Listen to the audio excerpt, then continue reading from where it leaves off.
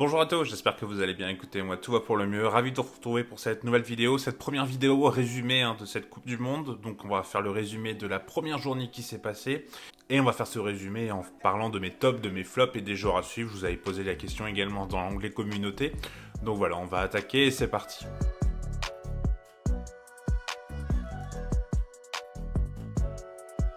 On a passé la barre des 3900 abonnés, donc merci beaucoup d'être de plus en plus nombreux. Si jamais le contenu vous plaît, n'hésitez pas à liker, n'hésitez pas à vous abonner. Autre chose, j'ai créé le premier TikTok, ça y est, de la chaîne Floco avec les tirés du bas, les underscores du coup, devant et derrière. Donc n'hésitez pas à suivre. Mon premier TikTok était sur Zinedine Zidane, 2 minutes sur Zinedine Zidane. Sur l'histoire de Zinedine Zidane, vous me verrez pas danser ou faire des danses TikTok. C'est vraiment du contenu assez quali que j'essaie de proposer.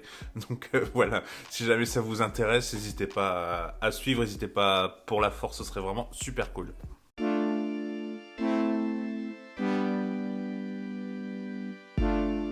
On va donc commencer par les tops, et pour le premier top, forcément j'ai envie de parler de l'Arabie Saoudite. Pour vous faire en plus un peu le déroulé de comment j'ai vu le match, en fait j'ai vu la deuxième mi-temps avant la première, car j'avais des petites contraintes personnelles, dirons-nous, en première mi-temps, donc j'ai pas pu voir la première mi-temps, j'ai vu que la deuxième, donc voilà, je rentrais, je allume la télé, je vois 1-0 pour l'Argentine.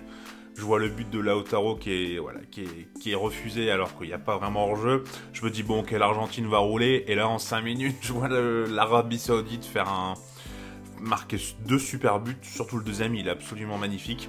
Et là je me dis bon bah ok, très bien, et je vois l'Argentine vraiment manquer de solutions, et voilà, l'Arabie Saoudite gagne, et franchement bravo. J'ai vu hier soir justement le discours d'Hervé Renard dans le vestiaire, où d'ailleurs il dit à un joueur Messi, marque-le, arrête de le laisser avoir de l'espace. Tu veux prendre une photo avec lui ou quoi? J'ai trouvé ça absolument énorme, mais voilà, bravo à Hervé Renard, bravo à cette Arabie Saoudite. Première vraie surprise de cette Coupe du Monde, donc vraiment bravo. Et pour le deuxième top, du coup, on va enchaîner avec le Japon, car le Japon, pareil, ils vont battre l'Allemagne, pas de la même manière que l'Arabie Saoudite, je trouve. Le Japon perdait 1-0, et en fait, il y a eu vraiment des changements offensifs qui ont été amenés par le sélectionneur, ce qui est assez rare d'ailleurs pour être souligné de sa part. Et il a vraiment réussi à changer la physionomie du match et à profiter vraiment des difficultés défensives de l'Allemagne qui étaient clairement criantes dans ce match. Et voilà, le Japon a réussi à gagner ce match de 1. Bon, ils m'ont fait vraiment très forte impression. Franchement, bon, je savais qu'il y avait du talent quand on a parlé dans l'équipe du Japon. Quand on a parlé dans la vidéo du Japon, pardon, on avait dit qu'il y avait des talents, il y avait des joueurs qui évoluaient en Bundesliga notamment. Donc on savait que c'était une équipe voilà, qui était vraiment, vraiment très très bonne, mais vraiment d'ici à être aussi forte, franchement je m'y attendais pas. Donc ouais, bravo pour le Japon. Et le Japon peut déjà se qualifier parce que le prochain match c'est Espagne-Allemagne. L'Espagne ce sera un de mes tops, on en parle juste après. Et vu que l'Espagne a montré un plus beau visage que l'Allemagne, ils sont capables de les battre, en tout cas très clairement. Et le Japon affronte le Costa Rica qui a montré pour le coup un visage vraiment faible, dirons-nous.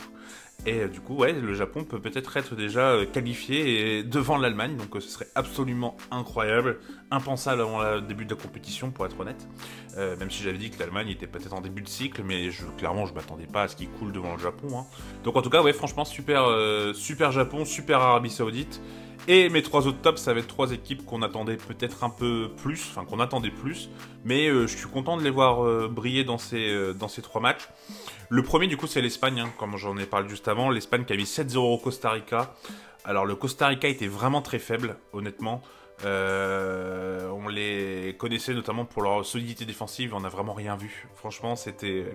Et l'Espagne, même si voilà l'adversité était faible, moi j'ai envie de souligner en fait cet esprit d'équipe que j'avais déjà souligné dans la vidéo sur l'Espagne, et ça a super bien joué, franchement ça a joué de façon incroyable. On n'a pas arrêté de dire que voilà le football de sélection et tout était un peu faible, enfin certains disaient ça, et là franchement l'Espagne, ce qu'ils ont montré, c'était absolument fort, donc franchement bravo, moi ils m'ont impressionné, c'est l'équipe qui m'a le plus impressionné dans cette compétition.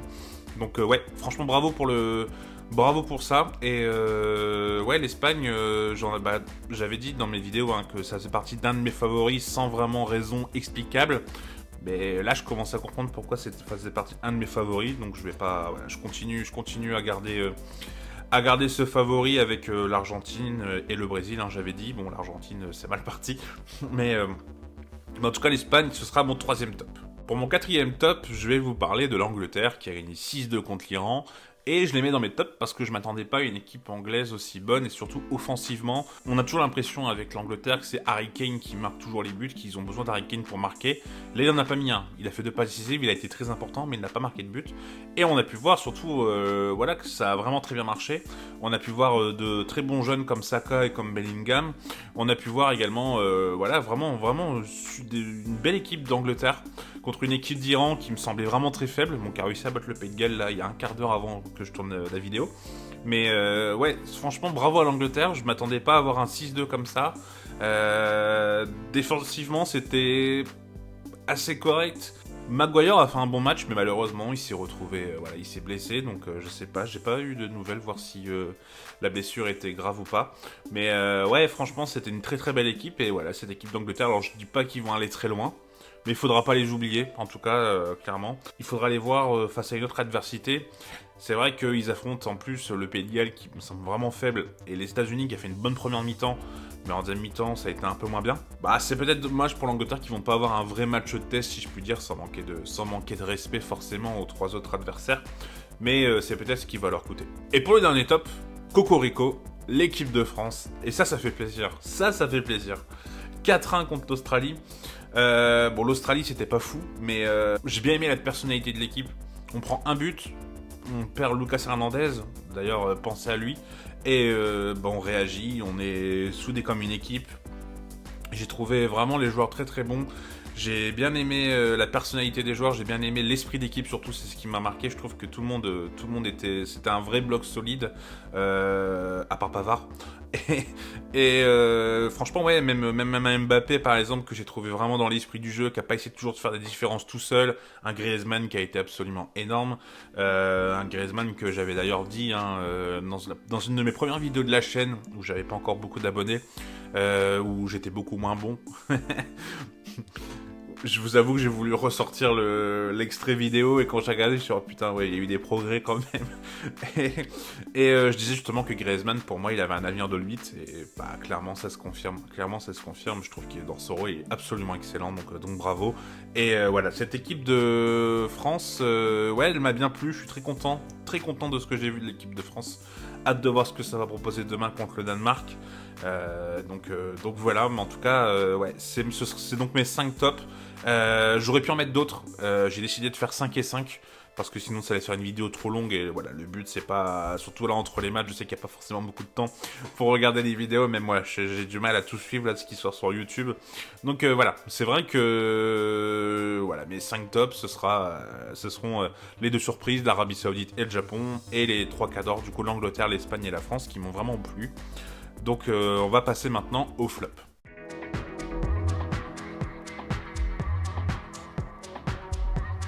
Alors en flop, on va parler forcément de l'Allemagne et de l'Argentine, comme j'ai dit. Alors surtout l'Argentine pour le coup par rapport à l'Allemagne, parce qu'en fait l'Argentine, j'ai senti sans armes, pas sans âme, sans armes. Ils ont pris 2 buts et puis il n'y avait plus rien, ça n'arrivait pas à construire le jeu. Alors l'Arabie Saoudite était vraiment sur un bloc très bas, mais franchement, c'est en fait dans le processus de création, dirons-nous, d'occasion, je comprenais pas ce que ça voulait faire. J'avais dit dans la vidéo sur l'Argentine qu'il allait manquer Lo Celso. Il y a même un gars au commentaire qui m'a dit non, c'est De Paul le chef d'orchestre. Donc je réitère, non, c'est Lo Celso le chef d'orchestre. Pour avoir vu les matchs et tout, et pour en avoir parlé avec des spécialistes, vraiment c'est Lo Celso le créateur. Et le fait qu'il soit forfait, bah ça se sent complètement, surtout que c'est Paredes qui le remplace, et c'est un peu compliqué, Paredes. Donc ouais, cette équipe d'Argentine, moi je l'attendais vraiment à un niveau très haut. J'avais quand même mis voilà, quelques réserves en disant qu'ils n'avaient pas forcément affronté de très très grosses équipes, mis à part sur leur continent. Et ouais, franchement j'ai été déçu, même si je peux entendre que si Lautaro marque le but où il n'y a pas hors-jeu parce que c'est une erreur d'arbitrage, bah il y a 2-0, ça change peut-être la physionomie du match, peut-être qu'ils peuvent dérouler, on n'a pas le même discours, mais moi j'ai trouvé que ce manque de réaction là, après avoir pris 2 buts, franchement il était assez criant, et j'ai trouvé ça assez surprenant de la part des Argentins. Donc voilà, c'était un flop, et puis de toute façon, vu le résultat, moi on peut considérer l'Argentine que comme un flop. Et l'Allemagne, c'est un flop, mais en fait, je trouvais que leur première mi-temps était très bonne. Enfin, en fait, juste de leur 10e minute à la 45e minute, J'ai trouvé que c'était très bon, mais il y avait deux gros problèmes, c'est que défensivement il y avait des largesses, et offensivement ça manque d'un neuf, ça on l'avait dit de toute façon dans la vidéo consacrée à l'Allemagne, et clairement ça se sent, cette équipe d'Allemagne, ouais, c'est dommage parce que dans le milieu et tout, pour le coup là ça crée vraiment bien, même David Raum sur le côté gauche, je trouvais qu'il montait beaucoup, il apportait vraiment, mais cette équipe d'Allemagne, elle manque d'un neuf, et la défense elle me fait peur. J'arrête pas d'entendre que genre Rudiger est au niveau. Alors c'était le moins pire. Mais alors au niveau placement, c'était quelque chose de compliqué quand même. Je suis d'accord que sous le arrière droit, surtout sur le deuxième but, je sais pas où il est là, c'est une catastrophe. Et Schlotterbeck également est passé complètement à côté. Mais Rudiger également au niveau placement, c'est quelque chose. En fait le problème c'est que c'est l'association des deux. C'est pas que Rudiger, c'est l'association en charnière centrale Rudiger-Schlotterbeck. C'est deux très bons défenseurs, surtout Rudiger qui a une belle carrière. Bon, je suis pas le plus grand fan de Rudiger pour être tout à fait transparent avec vous, mais voilà, il a une très très belle carrière et bravo. Mais Rudiger, ça n'a jamais été le défenseur qui se plaçait le mieux. Il y avait toujours des largesses avec lui et il se pensait qu'il y a toujours besoin d'un défenseur à côté qui se place bien et qui, on va dire, permet en fait à Rudiger d'être mal placé parce qu'au moins il n'y a pas de dégâts derrière, et c'est pourquoi je trouvais qu'à Chelsea notamment Tuchel l'avait mis dans une défense à 3 et c'est là où il était excellent parce qu'à côté il avait deux défenseurs comme Thiago Silva, Aspilicueta ou je sais plus c'était je sais plus c'était qui l'autre mais bref c'est pas le sujet, et voilà, je trouve que Rudiger, ouais, c'est un super défenseur, mais niveau placement, c'est problématique. Et sauf qu'il le met avec Schlotterbeck. Et Schlotterbeck, c'est pareil.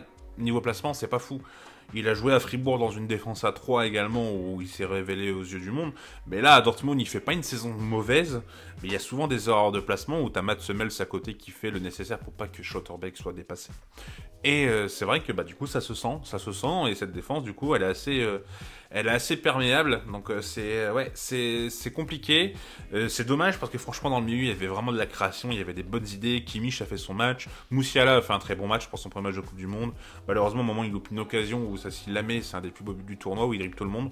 Mais ouais, franchement, c'est dommage pour cette équipe d'Allemagne. Et je sais pas comment ces problèmes vont pouvoir être réglés. Peut-être au niveau du neuf, mettre Moukoko ou Füllkrug. Même si voilà, ils n'ont pas d'expérience, mais avoir une vraie pointe, ça peut peut-être beaucoup aider. Notamment dans la création pour Gnabry, pour Müller, par exemple, ils ont plus l'habitude de jouer avec un vrai neuf. On l'a vu au Bayern, quand Choupo-Moting était devenu le vrai neuf, ça a été beaucoup plus mieux que en début de saison où ils avaient peut-être des joueurs meilleurs, on va dire intrinsèquement, mais il n'y avait pas forcément de vrais neufs, donc ils étaient en difficulté. Et voilà, en tout cas, cette Allemagne, et défensivement, je sais pas comment ils vont améliorer, donc voilà. On va voir comment ça va se passer pour eux. Donc voilà, les deux cadors qui ont vraiment déçu, c'est l'Allemagne et l'Argentine. Et mes trois autres flops, du coup, je vais mettre le Qatar, parce que je m'attendais pas forcément à grand chose d'un point de vue niveau, mais là, c'était vraiment un niveau très bas. Et en fait, ils n'ont pas supporté la pression, je pense, tout simplement. Lisa Razou l'a dit, et c'est vrai.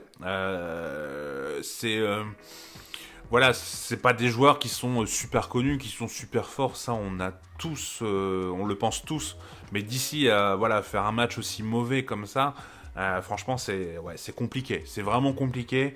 Donc le Qatar on est obligé de les mettre en flop, qui sont joués face à une équipe d'Équateur qui a été plutôt bonne, qui aurait pu être dans mes tops notamment, mais voilà. En tout cas cette équipe, elle a des grosses largesses et je vois pas comment ils pourront se relever, à moins que c'était vraiment la pression du match et ils arriveront à sortir d'autres matchs, notamment contre le Sénégal. Mais ouais, franchement, déçu du Qatar, enfin déçu non parce que j'en attendais rien et pour être tout à fait honnête, j'ai pas envie qu'ils fassent un bon résultat. Et pour les deux autres flops, la Pologne contre le Mexique qui a eu 0-0. Et en fait la Pologne ils ont pas joué au football. Franchement c'était d'un niveau... c'était difficile, franchement c'était difficile. Bloc bas, ça lance des parpaings. Pour vous donner un exemple concret, le troisième circuit de passe le plus utilisé, c'est Szczesny le gardien sur Lewandowski. Donc c'est pour vous montrer vraiment ça balançait devant, bam bam bam bam.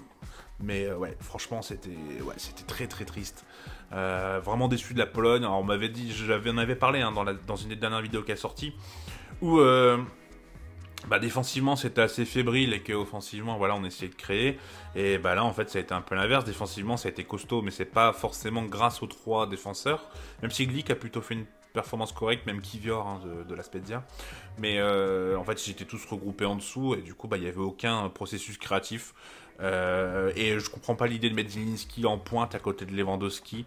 Honnêtement, ça, Zielinski, c'est peut-être le joueur le plus créatif de l'équipe et on le met en pointe. Donc voilà, pas du tout à la recherche des ballons par rapport à la défense ou même par rapport aux pistons Zalewski et Cash. Donc ouais, franchement, déçu de cette équipe de Pologne. Vraiment déçu de cette équipe de Pologne, même pour être tout à fait honnête. Et en dernier, j'ai mis la Serbie parce que, ouais, pareil, je suis très déçu. Parce qu'ils ont montré hier contre le Brésil. Je m'attendais à une adversité meilleure. Alors là, le Brésil a fait un bon match. Je les ai pas mis dans les tops parce que je les ai pas trouvés non plus transcendants, pour être tout à fait honnête. Il y a eu des joueurs qui ont été très bons.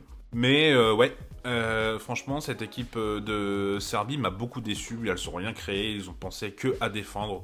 Voilà, que à défendre. Bon, c'est pareil, on avait dit que la Serbie défensivement, il y avait peut-être un peu de difficulté, donc c'est pourquoi. Puis surtout quand on reçoit le Brésil, c'est vrai que on se dit on va peut-être jouer dans un bloc bas pour essayer de leur poser problème. Sauf qu'il faut regarder aussi qu'au Brésil, la défense, là, elle a montré des belles choses, mais c'est pas non plus l'assurance tout risque. Hein. Donc peut-être qu'il aurait fallu faire, essayer de les prendre en compte, essayer de créer quelque chose. Ça n'a pas du tout été le cas. Donc j'ai vraiment été déçu par cette équipe de Serbie parce que c'était mon petit coup de cœur, hein, je vous l'avais dit. Donc ouais, franchement un peu déçu. Je sais pas comment ils vont se relever contre la Suisse et contre le Cameroun parce que j'ai trouvé les deux équipes plutôt intéressantes lors du match d'hier à 11h. Donc ouais, voilà pour mes 5 flops. Et on va du coup passer aux 10 joueurs qui m'ont plu.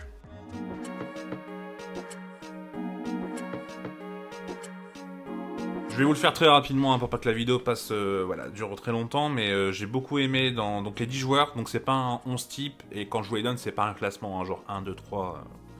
Voilà, j'aurais pu en mettre d'autres, donc n'hésitez pas à me dire en commentaire si il y a d'autres joueurs qui vous ont plu. Mais voilà, je voulais m'arrêter à 10 pour pas que la vidéo soit trop longue, elle sera déjà un petit peu longue je pense, donc voilà. En premier joueur, Jackson Mendez de l'Équateur, que j'ai trouvé vraiment bon en 6, qui a ratissé énormément de ballons, qui a vraiment complètement annihilé les occasions du Qatar, le peu d'occasions qu'ils auraient voulu avoir, il était là. J'attendais beaucoup de Moïse Caicedo et finalement c'est Mendes qui s'est un peu révélé. En fin de contrat en plus, hein, il se trouve sans contrat en janvier 2023, donc ça peut être une opportunité pour pas mal de clubs. Et je l'ai trouvé vraiment bon, franchement, il courait un peu partout, toujours là pour récupérer le ballon. Il m'a vraiment plu, il m'a vraiment bluffé, donc voilà, j'ai mis Jackson Mendez. En numéro 2, Jude Bellingham, en Angleterre, j'aurais très bien pu mettre Bukayo Saka notamment, mais Bellingham au milieu de terrain, ça a été le patron, je trouve que pour un premier match de Coupe du Monde, c'est absolument excellent. C'était mon joueur à suivre hein, dans la vidéo de l'Angleterre, mais Bellingham... on le voit du côté de Dortmund, on sait que c'est un joueur excellent, mais là, voilà, réussir à être aussi performant en sélection au milieu de terrain, j'allais dire c'est pas donné à tout le monde, mais il y en a deux qui vont suivre, c'est un peu pareil, donc voilà. Mais ouais, franchement, Bellingham m'a vraiment beaucoup plu, donc bravo à lui. En troisième joueur, j'ai mis Al Bouraikan de l'Arabie Saoudite, Firas Al Bouraikan, je crois, son nom. J'avais tweeté que on n'avait pas vu cette performance depuis Samuel Eto'o avec l'Inter, c'est exactement ça. Il a fait un nombre d'efforts défensifs alors qu'il jouait très haut sur le terrain normalement. Ça m'a absolument bluffé. Du coup, je voulais récompenser un peu tous ces efforts défensifs et le mettre dans mes 10 parce que franchement, moi ça m'a bluffé tout ce qu'il a réussi à faire. On aurait pu mettre Raoul Dossari notamment avec son super but, mais voilà, je voulais vraiment récompenser le collectif saoudien en parlant de Al Bouraikan parce que franchement il a été absolument excellent défensivement. J'ai mis 2 Français, il y aurait pu en avoir d'autres, mais j'ai mis Théo Hernandez et Giroud parce que Théo Hernandez rentrait comme ça à la place de son frère où tu sais que la Coupe du Monde, il y a de grandes chances que ça pue. Bon, ça a été confirmé parce qu'il a rupture des ligaments croisés. Et rentrer comme ça, faire un match absolument incroyable, je pense que... Moi j'avais dit que je préférais Théo que Lucas, hein. Je pense que vous avez compris pourquoi en voyant ce match. Il a été bluffant, franchement il a été bluffant.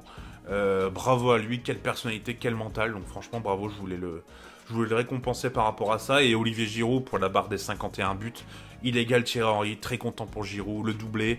Une association avec Mbappé qui saute aux yeux de plus en plus.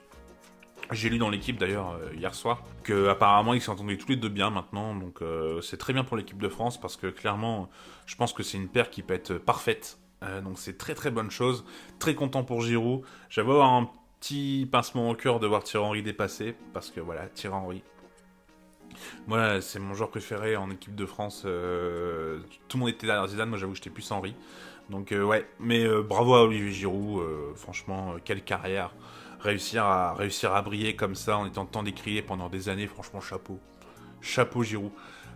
J'aurais pu mettre d'autres joueurs de l'équipe de France, mais voilà, je m'arrête à 2. Autre joueur, un Tunisien, où j'ai failli mettre la Tunisie en top, mais je les ai enlevés parce qu'ils m'ont bluffé contre le Danemark, honnêtement, je les ai trouvés très très bons. Il y a eu 0-0, mais franchement, la Tunisie a vraiment tenu son rang et bravo à eux. Et du coup, j'ai envie de parler de Laïdouni, que j'ai trouvé très bon au milieu, très très créatif, vraiment virevoltant, très bon techniquement. Voilà, Laïdouni, moi je trouvais qu'il méritait sa petite place, et vu que j'ai pas pris la Tunisie, je le mets. Mais en tout cas, il a fait vraiment un super match, et voilà, j'ai été assez bluffé par ce qu'a fait Laïdouni au milieu de terrain, en ayant quand même Højbjerg de l'année, qui sera d'ailleurs forfait lui aussi pour les prochains matchs et pour la Coupe du Monde. Et ouais, franchement, bravo à Laïdouni, il m'a vraiment plu. Ouais, c'était vraiment lui l'électron libre de cette équipe de la Tunisie, il a été vraiment au-dessus, donc bravo. Deux joueurs de la même équipe, Gavi et Pedri, parce qu'en fait j'arrivais pas à les départager et je voulais pas les enlever, donc ouais, Gavi et Pedri. Gavi qui est plus... moi je préfère Gavi honnêtement, je suis plus sensible au football de Gavi, dirons-nous. Homme du match d'ailleurs, hein, du match contre le Costa Rica, premier but, voilà, premier match en Coupe du Monde, il était bluffant, enfin, Gavi quoi, moi je suis, comme je l'ai déjà répété, mais Gavi, moi je suis plus madrilène que barcelonais, mais Gavi je suis absolument fan, franchement, et de Pedri aussi d'ailleurs, mais Gavi, je sais pas, il a un truc, j'avoue que Gavi, moi il a un truc. Et Pedri, du coup, voilà, les deux ont été vraiment les patrons au milieu de terrain, avec un Busquets derrière qui a été excellent d'ailleurs, et même Rodri en défense centrale qui a été très bon. Donc voilà, c'est deux Espagnols, mais bon, il y a eu 7-0 en même temps, donc voilà. Bravo à eux pour ces deux matchs, et franchement, ça va vraiment être entre Gavi, Pedri, Bellingham et même Moussiala, hein, parce qu'il a pas fait un mauvais match. On a 4 jeunes là qui vont exploser, franchement, ça va être assez fou. On peut ajouter Saka aussi d'ailleurs. L'avant-dernier de mes joueurs que j'ai aimé Richarlison qui a mis un doublé. Richarlison, c'est pas le joueur que je trouve le plus élégant, le plus beau. Bon, son deuxième but est absolument somptueux. Mais en fait, Richarlison, j'ai cette impression que c'est pas le mec, on va voir ses fiches de stats, on va se dire « Ah ouais, c'est un grand buteur ». Mais j'ai l'impression que Richarlison, il est toujours là pour marquer les buts quand il faut. Notamment contre Marseille, je suis désolé s'il y a des Marseillais qui regardent la vidéo, mais j'ai toujours cette impression que Richarlison il est dans les moments décisifs, les moments clutch comme on dit, et franchement bravo parce que clairement c'était pas facile de marquer face à cette équipe de Serbie très regroupée, et il a réussi à le faire, donc bravo. Bravo à Richarlison. Petit aparté sur Casemiro également, que j'ai trouvé très très bon. Au milieu de terrain, ça a été le patron, avec un Paqueta à côté vraiment reculé, donc bravo à lui. Et en dernier, je vais vous parler de Thibaut Courtois. Voilà, Thibaut Courtois qui arrête un penalty décisif, qui a été vraiment bon contre le Canada, parce que le Canada s'est créé beaucoup d'occasions. Donc voilà, petit mot sur Thibaut Courtois, ça aurait pu être au choix également, mais à part son penalty, il n'y a pas eu énormément de travail. Mais voilà, Courtois, hein, qui a été que 7ème au Ballon d'Or, on le rappelle quand même, quelle honte. Et ouais, franchement, Thibaut Courtois, enfin, il est vraiment trop fort. Dans cette équipe de Belgique, vaut mieux avoir un bon gardien, parce que voilà, défensivement, même si Alderweireld a fait un très bon match, faut le souligner, je l'ai trouvé très bon, ça m'a rappelé des bonnes périodes de Tottenham. Donc voilà pour mes 10 joueurs. Dites-moi vous en commentaire quels sont vos flops, vos tops, quels sont également vos joueurs que vous avez vraiment aimés. En tout cas, j'ai pris beaucoup de plaisir, moi, à vous faire ce petit résumé. Je trouve que c'est la meilleure chose à faire pour apporter quelque chose de différent que ce que vous voyez sur les réseaux à longueur de journée. Donc voilà, n'hésitez pas, hein, on en échange en commentaire, comme d'habitude, avec bienveillance, avec grand plaisir. En tout cas, on se retrouve très bientôt. La prochaine vidéo, ce sera du coup, pour la deuxième journée, on fera le même format et on répétera ça, hein, pour les autres journées. Il y aura une autre vidéo également qui sortira, faut que je regarde, mais je crois qu'il y a un petit trou entre la fin de la troisième journée et 8ème de finale. Voilà, on va faire j'ai une petite vidéo en tête qui peut être assez sympathique, qui va lier à la fois Coupe du Monde et un peu historique. Donc ça peut être, je pense que ça peut être intéressant à faire, donc voilà. Si ça vous a plu, n'hésitez pas à liker, n'hésitez pas à vous abonner pour les prochaines vidéos, et encore merci du soutien et je vous dis à bientôt. Tchuss!